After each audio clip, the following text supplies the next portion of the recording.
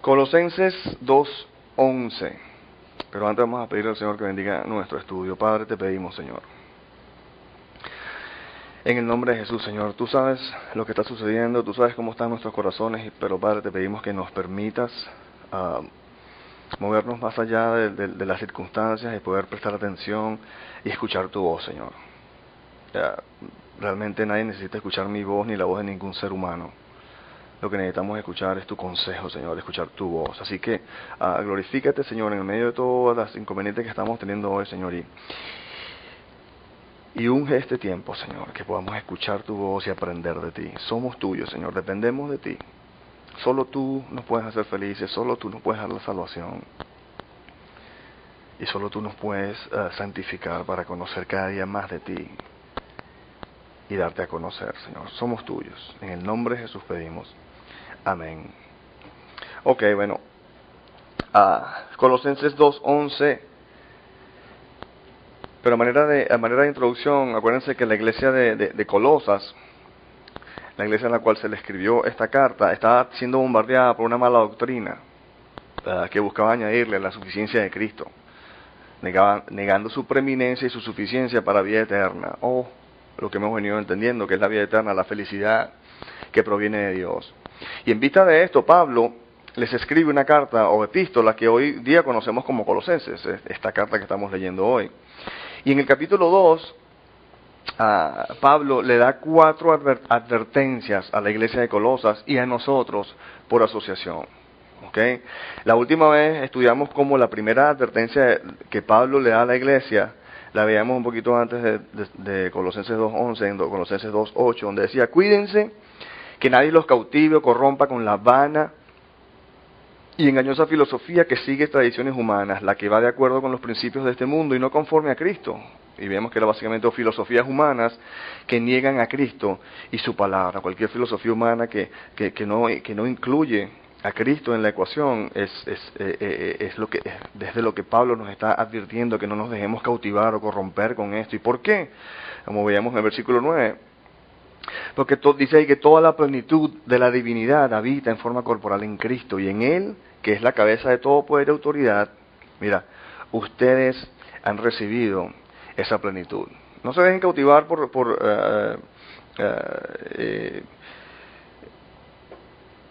vana y engañosa filosofía que no incluyen a Cristo ni su palabra. ¿Por qué? Porque en última instancia todo lo que necesitamos en Cristo ya lo poseemos. La palabra de Dios proclama que todo lo que el ser humano necesita para ser feliz, Dios ya se lo proveyó en Cristo. Es cuestión de que nosotros simplemente aprendamos a desempaquetar ese paquete, digamos, por decirlo en forma coloquial, pero con reverencia, de lo que es Cristo y cómo es que Dios en Cristo está supuesto a satisfacer o a darnos todo lo que necesitamos para ser felices. Es una verdad que está en la palabra de Dios,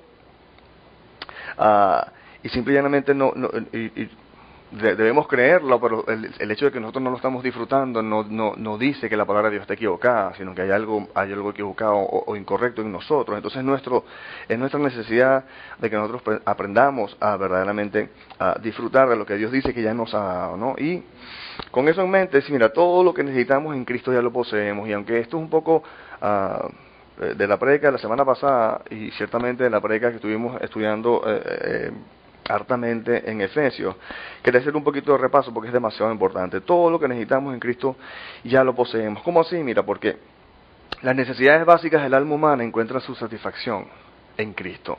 Las necesidades básicas del alma humana encuentran su satisfacción en Cristo. Por ejemplo, la necesidad de ser aceptado y amado incondicionalmente. Todos tenemos esa necesidad de ser amados, aceptados y amados incondicionalmente. Bueno, en Cristo el todopoderoso Dios del universo nos ama y nos acepta y nos ama de forma incondicional. Entonces todas las necesidades de amor y de aceptación que tu alma tiene y toda la aceptación y el amor que tu alma necesita Dios lo provee a través de Cristo porque en Él tenemos el perdón de los pecados y por eso podemos creer y disfrutar de aceptación y amor incondicional. Cuando no tenemos este amor incondicional, tratamos de buscar amor en otros lados y ahí es cuando viene la promiscuidad y todo este tipo de cosas. Pero bueno, eso es de las necesidades básicas del alma humana encuentra su satisfacción en Cristo. También tenemos la necesidad básica que tiene el alma humana de identidad, de ser quién soy yo. Y nosotros malgastamos nuestras vidas tratando de forjar nuestra propia identidad y ahí es donde nosotros nos metemos en problemas y terminamos cansados y agobiados. Bueno, Dios nos da toda la identidad que necesitamos como hijo de Dios. Y esa es la provisión increíble de lo que Dios nos da. Y ciertamente cuando aprendemos a conseguir satisfacción en la identidad que Dios nos da, en vez de tratar de forjar nuestra propia identidad, entonces conseguimos el descanso. Y ya con el tiempo que antes dedicábamos para tratar de forjar nuestra propia identidad, entonces ahora lo tenemos libre porque no necesitamos nada, simplemente podemos entonces ahora sí ponernos a fijarnos en cuáles son las necesidades de los demás y verdaderamente amar a nuestro prójimo. Necesidades de ser amado, aceptado y amado incondicionalmente, necesidad de identidad. ¿Qué otra necesidad básica que tiene el alma humana? El alma humana tiene la necesidad de seguridad, de sentirse seguro, ¿correcto?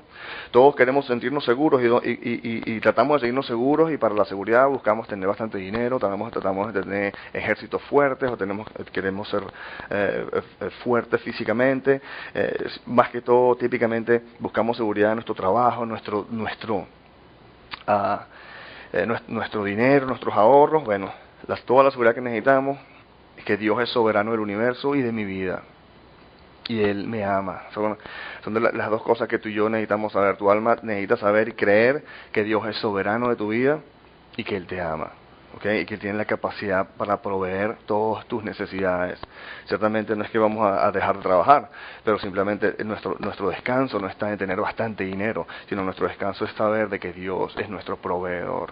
Porque ahí hay verdadera libertad. En el otro lado todo depende de si tus inversiones están yendo bien o están yendo mal.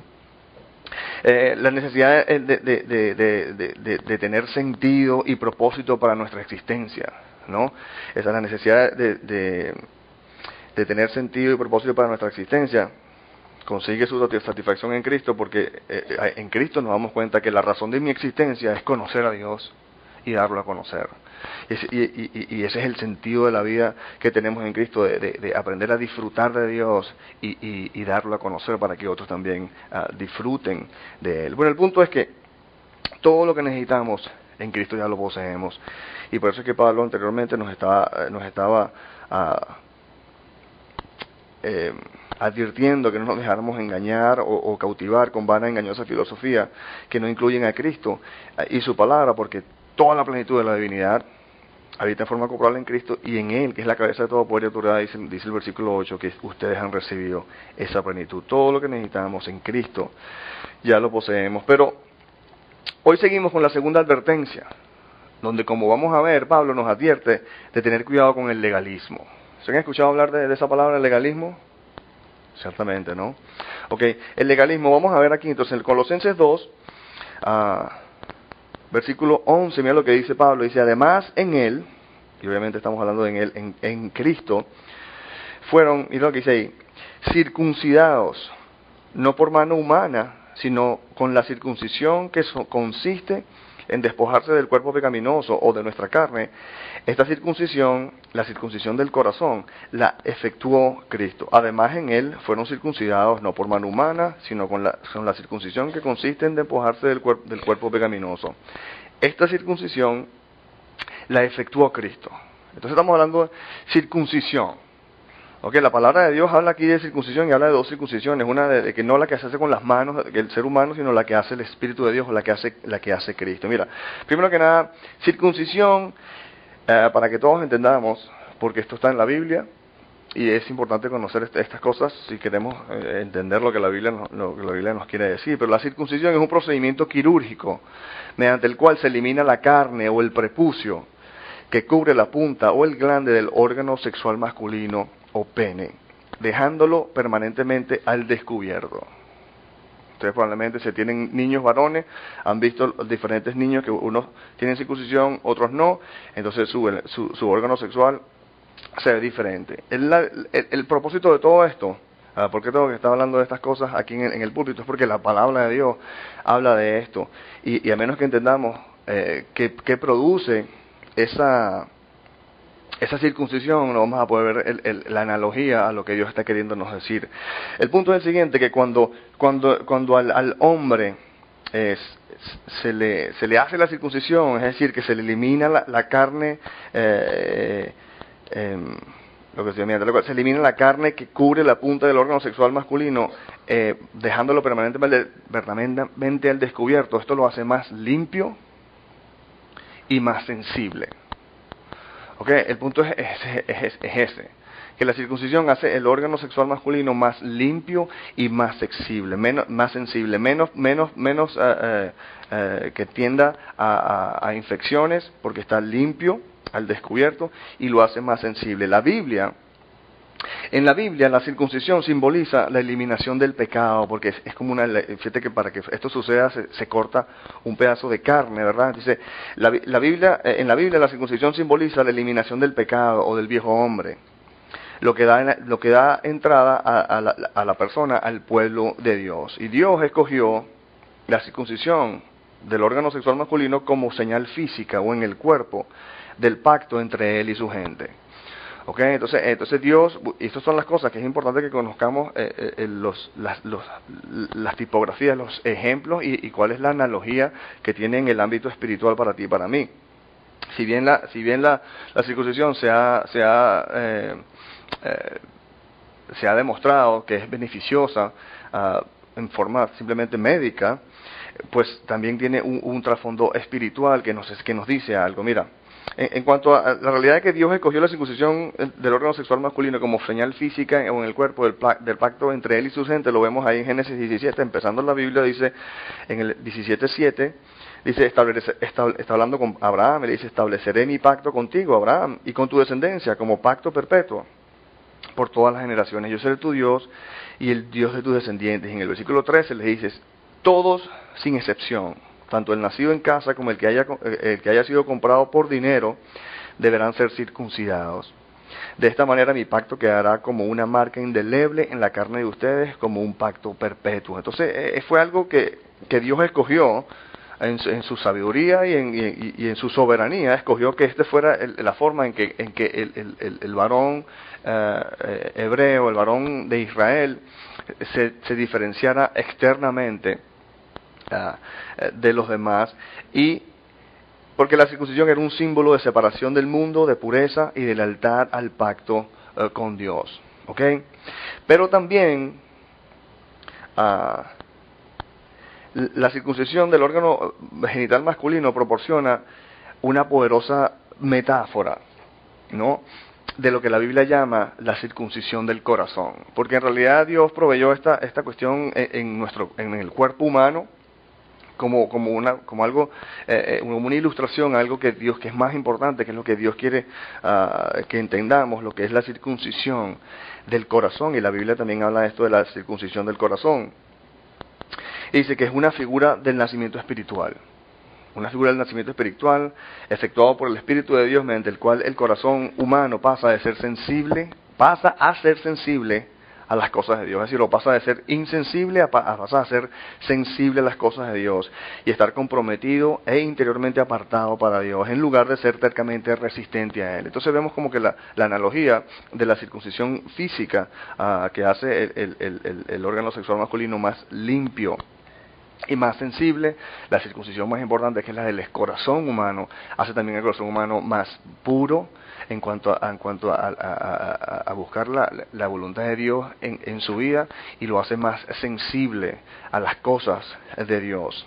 Yo te digo, esto está en la Biblia, yo no estoy inventando, lo que estoy aquí, y mi trabajo es exponerle a ustedes la palabra de Dios. Esto es lo que la palabra de Dios enseña.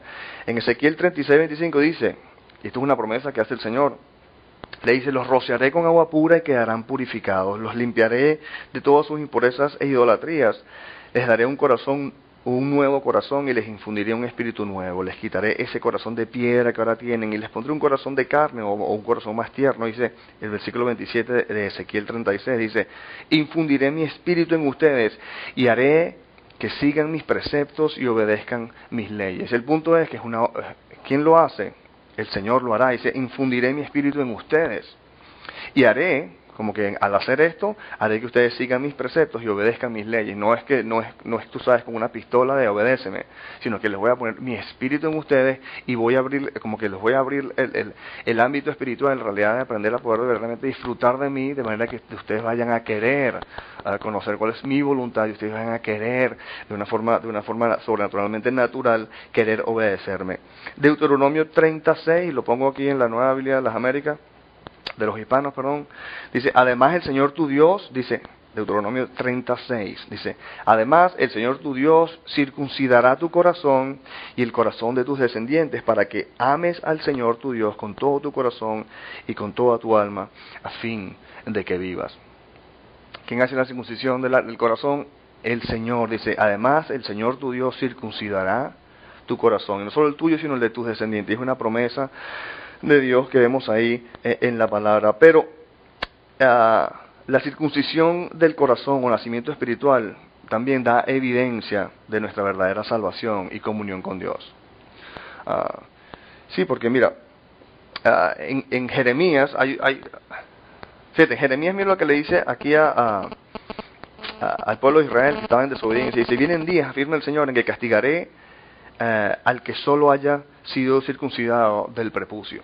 Es decir, al que solo haya tenido circuncisión, nada más el rito, la parte externa del corazón, como decir, el que solo se haya bautizado, pero no haya sido verdaderamente bautizado en Cristo.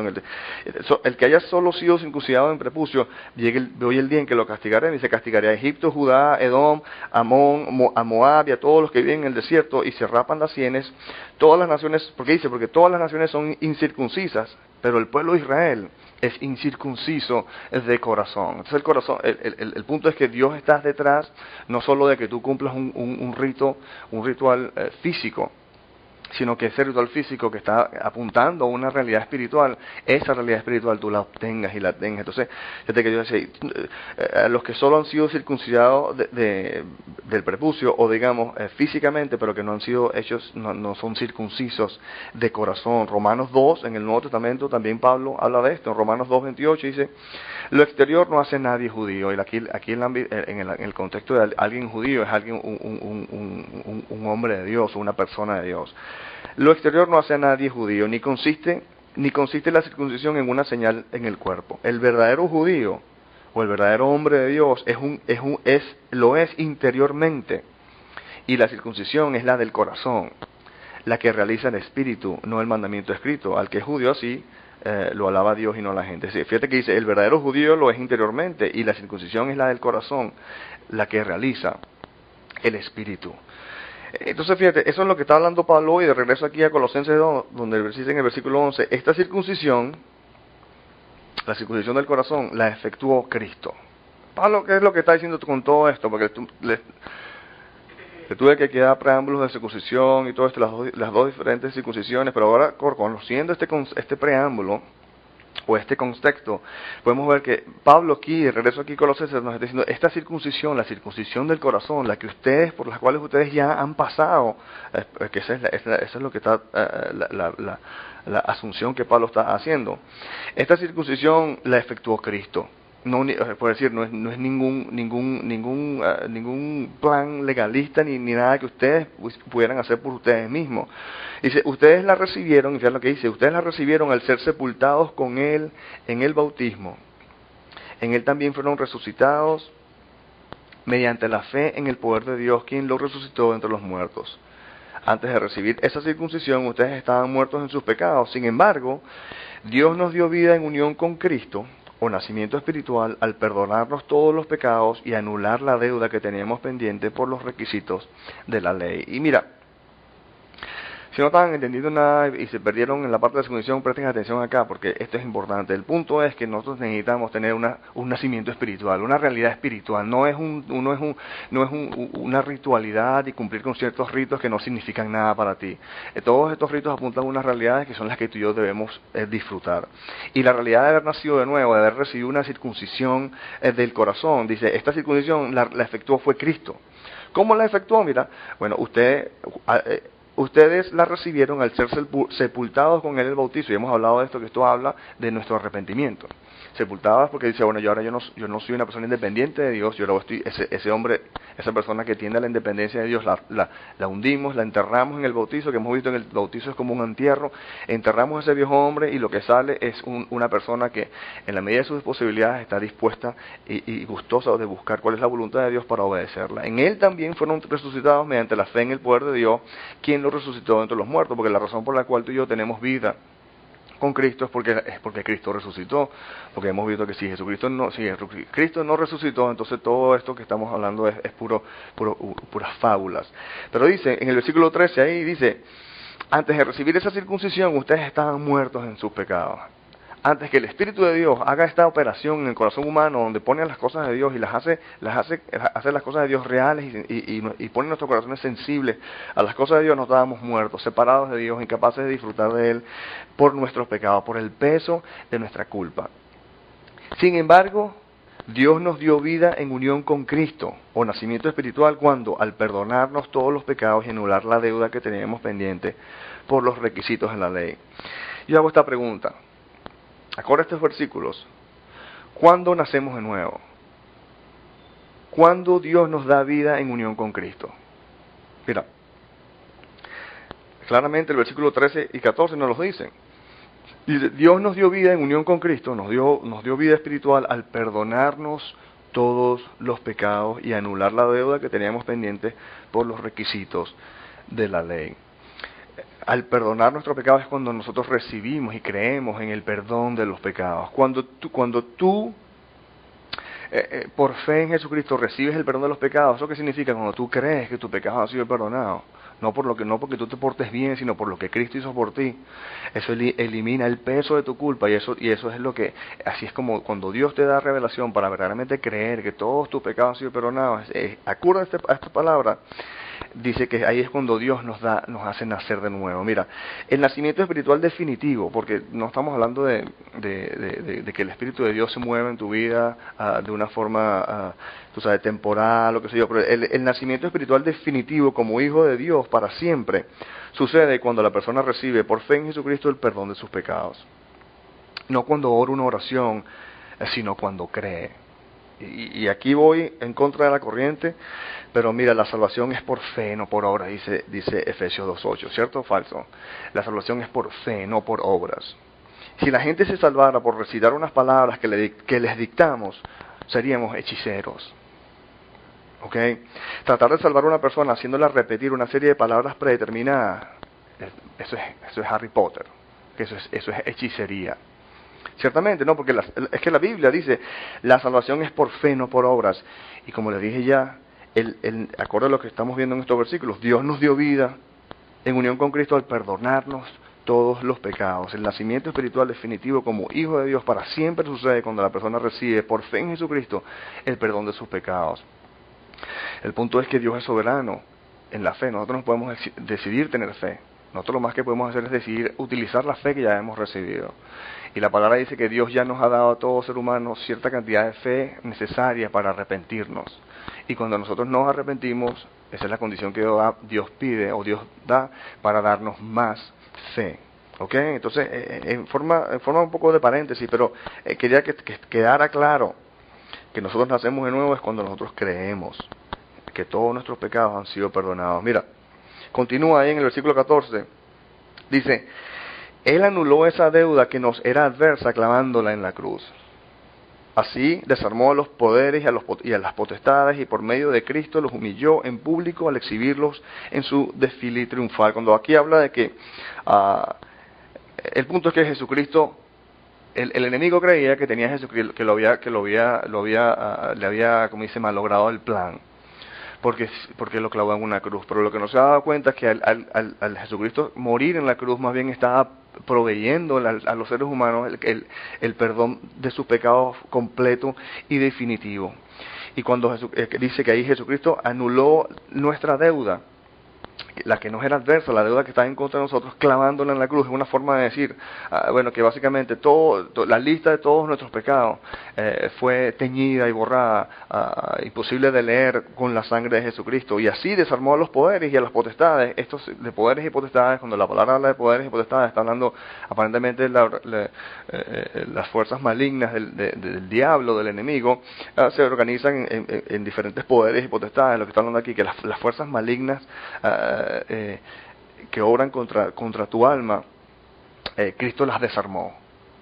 Eso es lo que está diciendo ahí. Cristo las desarmó como por medio de Cristo humilló en público al exhibirlos en un desfile triunfal. Como quien dice, Jesucristo al morir en la cruz, en el ámbito espiritual, es como que hizo un desfile triunfal, como hacen en ese entonces cuando un rey conquistaba una nación. Después que la nación era conquistada, la forma como dice, de inaugurar nuestra nueva colonia es que el rey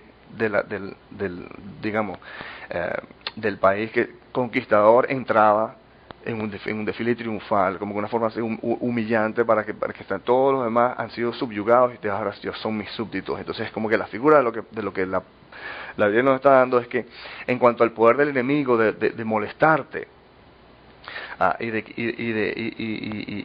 el arma que el enemigo tenía para alejarte de Dios está completamente subyugada y desarmada, es lo que dice aquí. Mira, el punto es el siguiente, mira, el gol del diablo, escuchen esto, el gol del diablo es separarte de Dios. El gol del diablo es separarte de Dios, y él es exitoso en esta empresa mediante nuestra incredulidad.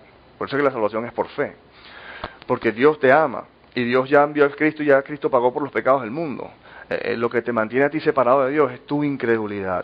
Incredulidad para creer que solo Dios te puede hacer feliz, e incredulidad para creer que Dios te ha perdonado todos tus pecados, por lo cual tú te puedes acercar a Dios y aprender a disfrutar de Él. Entonces, ¿qué es lo que realmente nos separa de Dios? Es nuestra incredulidad. Lo que nos separa de Dios es nuestro oprobio, la acusación delante de Dios referente a nuestra deuda con Dios por nuestros pecados, la condenación. Esta arma ha sido arrancada de las manos del diablo mediante la fe en la obra redentora de Jesucristo en la cruz por nosotros. Porque el punto es, de nada te sirve a ti que Jesucristo haya pagado por todo si tú no lo crees. Porque el gol no es que Jesucristo lo pagó por todo, el gol es que tú utilices ese hecho para acercarte a Dios y busques conocerlo y buscar felicidad en Él. Dice, Jesucristo pagó toda nuestra deuda con Dios, toda, absolutamente toda, y toda la deuda con Dios que es producto de nuestros pecados, y la pagó completamente en la cruz, por lo que tú y yo no tenemos que pagar nosotros mismos nuestra deuda, tratando de pagar nuestra deuda cumpliendo la ley. Nosotros cumplimos la ley porque simple y llanamente el que peca se hace daño, ¿ok? Pero en cuanto a nuestra relación con Dios está para siempre saldada en Jesucristo, y tú y yo lo que tenemos es que creer. Y por esto es que Pablo nos dice entonces aquí en el pasaje de hoy, en el versículo 16 dice, así que nadie lo juzgue. Escucha esto, sobre todo nuestros amigos los adventistas, o los que tenemos amigos adventistas que hacen mucho énfasis en el sábado y todo esto. Mira estos versículos, mira lo que dice. Así que nadie los juzgue. Basado en que toda la circuncisión del corazón la hace Cristo, ¿no? Y es algo que solo Dios hace. Y nosotros recibimos esta circuncisión cuando creímos en el perdón de los pecados que Jesucristo procuró por nosotros. Y en base de que todo depende de Dios, así que nadie los juzgue o traiga condenación a ustedes por lo que comen o beben, o con respecto a días de fiesta religiosa, o de luna nueva, o de reposo, o de sábado. Todo esto es una sombra de las cosas que están por venir, porque la realidad se halla en Cristo. Mira, estar en la buena con Dios, para acercarnos a Él y aprender a conseguir satisfacción y seguridad en Él, no se logra cumpliendo la ley de Dios. La aprobación de Dios, lo que la Biblia llama justificación delante de Dios, no se logra cumpliendo la ley de Dios. Y una cosa, mira, nuestros amigos adventistas le hacen bien en enfocarse en estos versículos, porque dice el sábado o el día de reposo, dice ahí que es una sombra de una realidad de descanso en Cristo. La escritura no puede ser más específica en esto. Así que nadie los juzgue a ustedes que por lo que comen o beben o respecto a días de fiesta religiosa, ya sea de luna nueva o el del reposo o el del sábado. ¿Por qué? Porque todas estas figuras del ritualismo del Antiguo Testamento, dice aquí que eran una sombra de una realidad, y esa realidad se halla en Cristo. Eran sombra de una realidad que estaba por venir. Es como decir, aquí está mi mano, y si la atravieso aquí con el proyector se va a ver una sombra. ¿Cuál es la realidad? ¿La sombra o mi mano? Es mi mano, es la que es la realidad, ¿verdad? Bueno, es como cuando realmente yo me voy de viaje por un mes, ¿no? Y bueno, finalmente estoy regresando a mi casa y mi esposa está abatida porque me extraña horriblemente. A los 2 días ya me extrañaría, sí, pero digamos un mes, verdaderamente mi esposa tendría el corazón partido y abatido, ¿no? Un mes sin mí, imagínate. Y llego yo y toco la puerta, y cuando ve que estoy llegando, tú sabes, se emocionaría así hartamente, y abriría la puerta. Es como que entonces agarrara, y cuando me viene a mí, va corriendo donde estoy yo, y en vez de abrazarme a mí, abraza mi sombra. No, ella no haría nunca eso, ¿verdad? Ella abrazaría la realidad, no la sombra de la realidad. Bueno, eso es lo que está diciendo aquí. Todas estas cosas, el reposo y la luna nueva, y que si come esto y come lo otro, todo eso eran unas sombras que apuntaban a una realidad. ¿Cuál es la realidad? Cristo. Entonces, en Cristo tenemos, por ejemplo, el sábado. El sábado es un día de reposo que apunta a una realidad de reposo en Cristo, cuando nosotros descansamos del agobio que es de tratar de buscar estar en la buena con Dios cumpliendo la ley, ¿no? De tratar de forjar nuestra propia identidad, de tratar de hacernos a nosotros mismos conseguir seguridad en el mundo, en posesiones y todo esto. Todas las necesidades del alma humana consiguen su descanso en Cristo, ¿ok? Entonces, más claro no canta un gallo, como dice mi mamá. Y la Escritura no puede ser más específica en cuanto a esto del sábado. Que nadie lo juzgue en cuestiones del sábado, porque todo eso era una sombra de cosas que estaban por venir. Y la realidad se halla es en Cristo. Cristo ya vino y ya tenemos a la realidad. No tenemos que estar abrazando a la sombra. Sin embargo, obviamente, todos los preceptos de Dios tienen un aspecto práctico.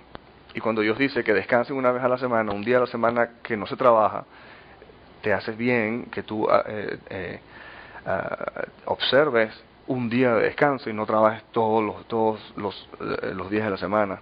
Entonces, en ese punto tienes como la parte de la circuncisión, en forma práctica, lo hace al órgano sexual masculino más limpio y más sensible. Y sin embargo era algo que apuntaba a la circuncisión del corazón. De la misma manera el sábado es un día de reposo porque el cuerpo humano lo necesita, pero era una sombra que apuntaba a la realidad del descanso que obtenemos en Cristo. Pero mira, en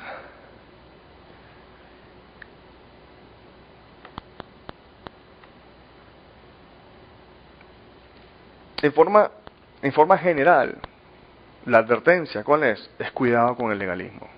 En forma general, la advertencia es cuidado con el legalismo. Pero, ¿qué es el legalismo exactamente? Y ahí lo puse. Mira, el legalismo es la búsqueda de la aprobación de Dios basada en el cumplimiento de su ley. Eso es lo que es técnicamente el legalismo. Búsqueda de la aprobación de Dios basada en el cumplimiento de su ley. Y lo que quiero que veamos, búsqueda de la aprobación de Dios, no búsqueda de nuestra santificación.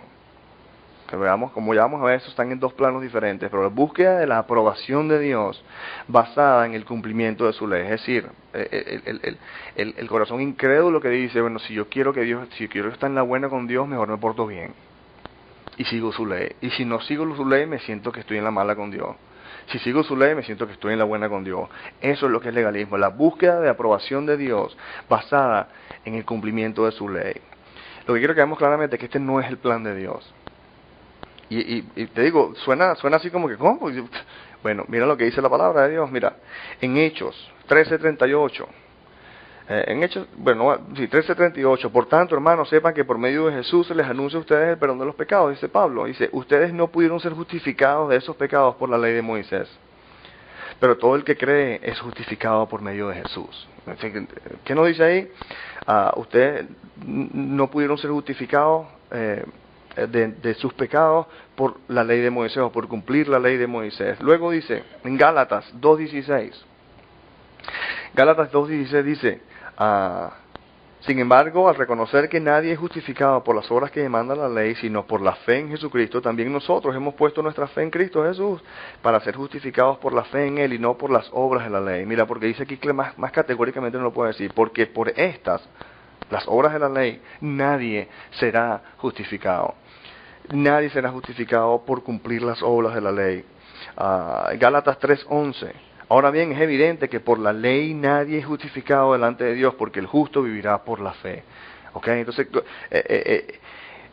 es más, el legalismo es contraproducente. Es contraproducente porque es la antítesis del Evangelio de gracia, ya que nos separa de la gracia de Dios. Mira lo que dice aquí en Gálatas 5:2.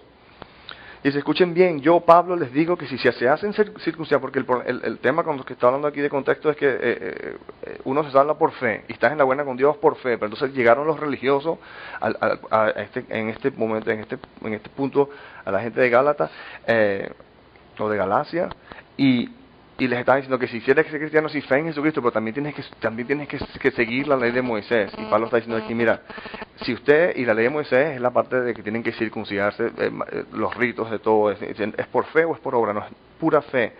Y le dice, escuchen bien, yo Pablo les digo que si se hacen circuncidar, Cristo no les servirá de nada. De nuevo declaro que todo el que se hace circuncidar está obligado a practicar toda la ley, porque no es, si vas a conseguir la aceptación de Dios cumpliendo la ley, entonces tienes que cumplirla completamente y perfecta, que fue lo que hizo Cristo por nosotros, para que tú y yo no tengamos que hacerlo.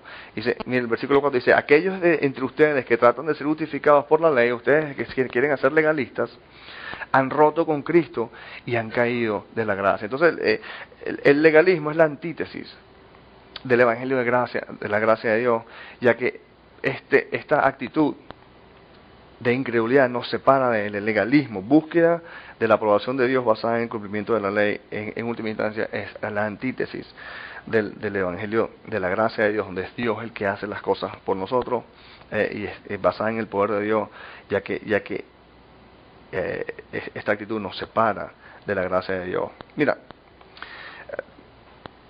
entendamos esto. Hay un entendimiento que es importante tener y que nos ayuda a aclarar estas cosas. Y yo lo llamé dos planos, dos justicias. ¿Okay? Para que veamos esto en una forma digamos, clara, tenemos que identificar que hay dos planos y hay dos tipos de justicia, ¿no?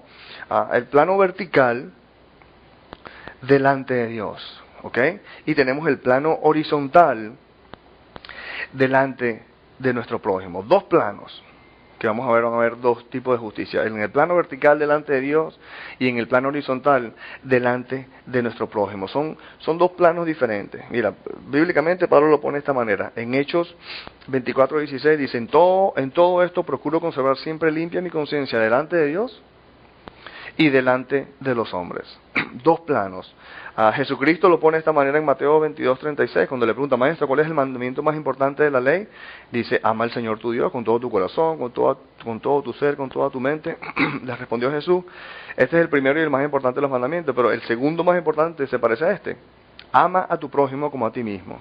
De estos dos mandamientos depende toda la ley. Jesús está diciendo, ¿cuáles son los dos mandamientos? Ama al Señor tu Dios y ama a tu prójimo. Busca tener una buena conciencia delante de Dios, busca estar en la buena delante de Dios y busca estar en la buena delante de tu prójimo. Dos planos. Mira, dos planos, dos justicias. ¿Por qué? Porque en el plano vertical delante de Dios existe lo que se llama lo que Martín Lutero le puso este nombre de justicia pasiva. En el plano vertical, entre tú y Dios, nosotros tenemos lo que llaman justicia pasiva. ¿Por qué pasiva? Es pasiva porque depende solo de Dios. Es algo que tú y yo recibimos. Los seres humanos no tenemos participación en esta justicia. La justicia vertical, en el plano vertical, es una justicia que la logra Cristo únicamente, y tú y yo la recibimos o la obtenemos mediante la fe en lo que Él hizo. Tú y yo es pasiva porque tú y yo no tenemos participación activa en esto. Tú y yo simplemente creemos. Estamos en la buena con Dios cuando creemos que Jesucristo pagó por todo. ¿Ok? Entonces, es pasiva porque tú y yo no tenemos participación. Pero la otra justicia en el ámbito o en el plano horizontal, que es delante de nuestro prójimo, lo que llamamos entonces justicia activa.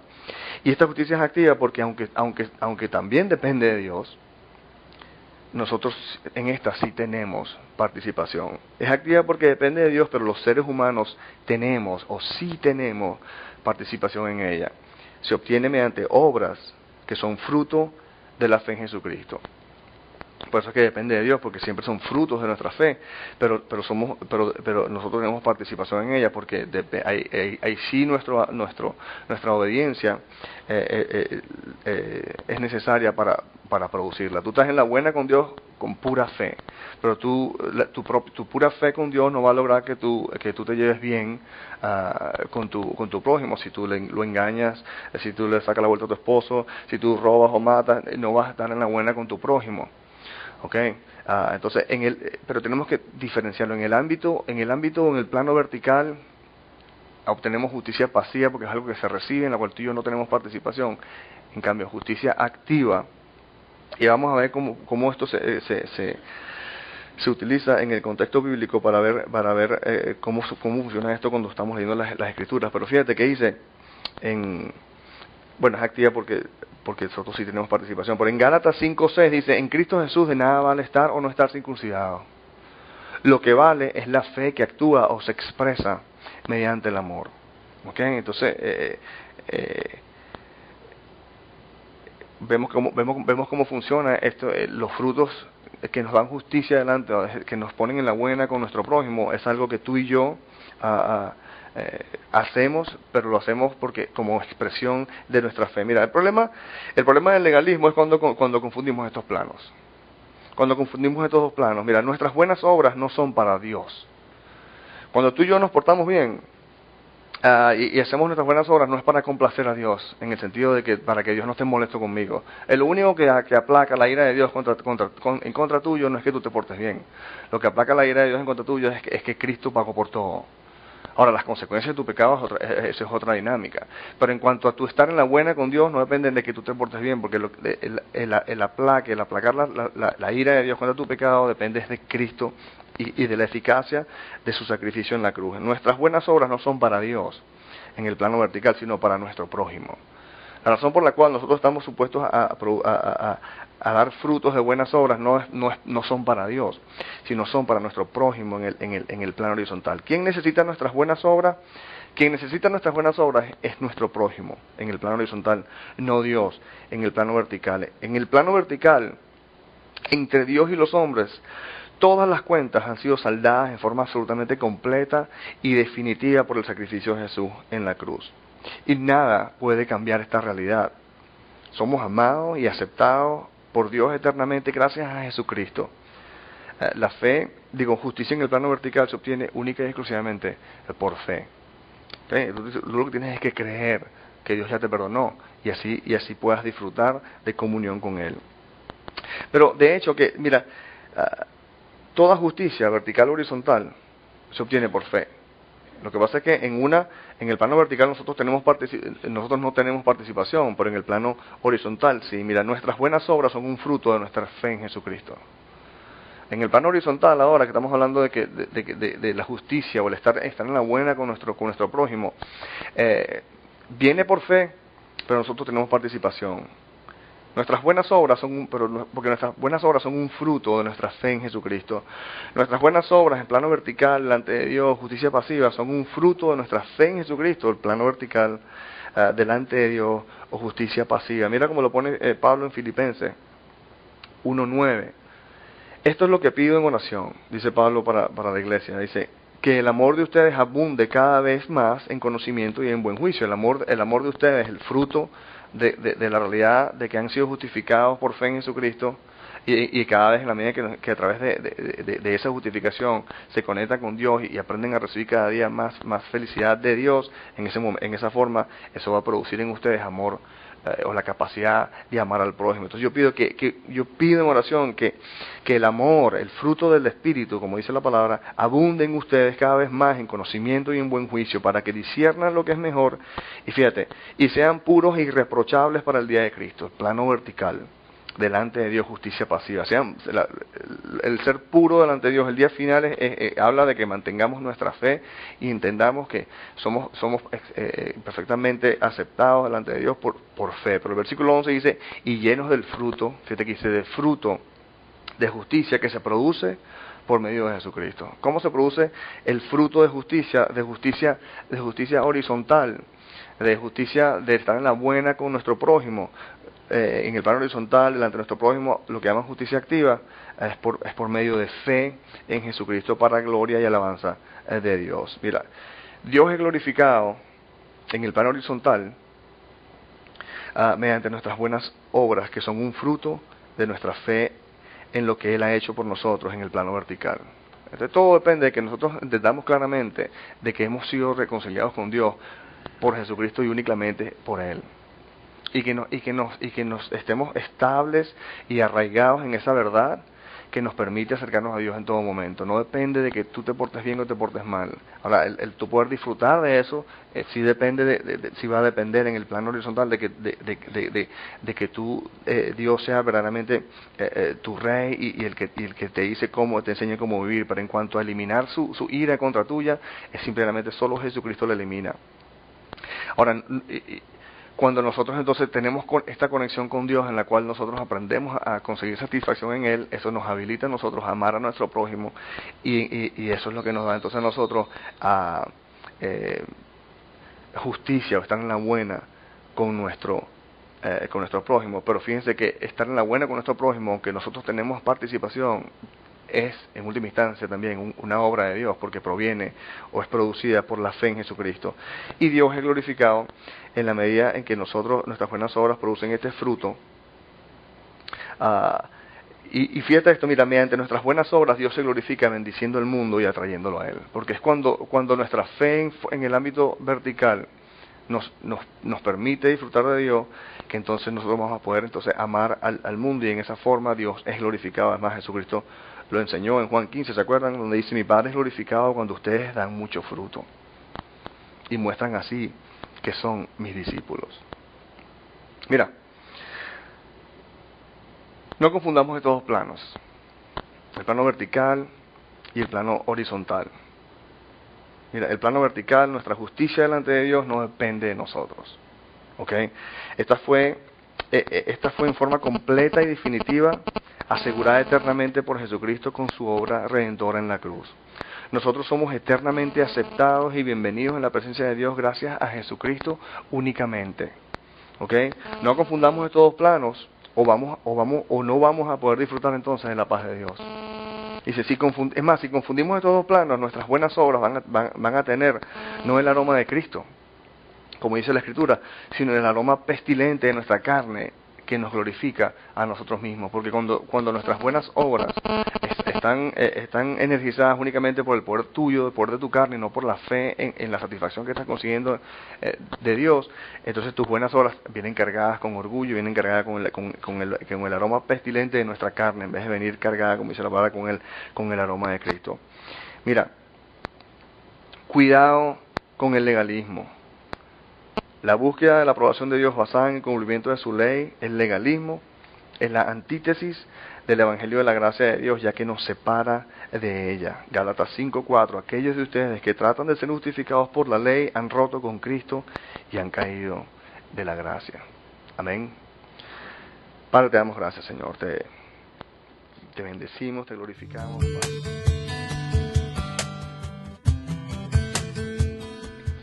No queremos terminar nuestra enseñanza sin antes darte una oportunidad para entregar el control de tu vida a Jesucristo.